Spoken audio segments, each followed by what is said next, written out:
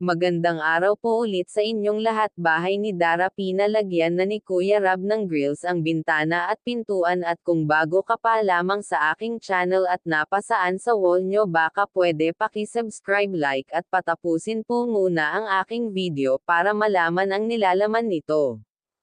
Dara, napakaswerte nga naman, talagang pinaghahandaan ni Kuya Rab ang paglipat bahay nila. At sinisiguradong safety ito sa bagong bahay nila.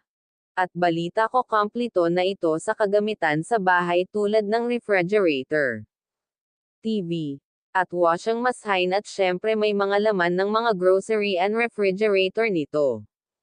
Kaya Kuya Rab, minamadali na bahay ni Dara na matapos para makalipat na ito sa bahay nila dahil napakadelikado ng bahay kubo nila.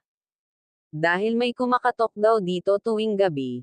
Ano kaya ang motibo ng mga ganitong tao? Bakit hindi na lamang sila maghanap buhay ng marangal para sa kani-kanilang mga pamilya? Hindi na sila naawa sa magkapatid na ito.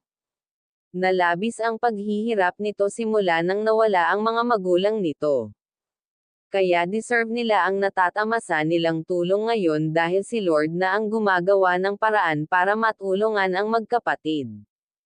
Sa mga sponsor po ni Dara, maraming salamat sa inyong lahat.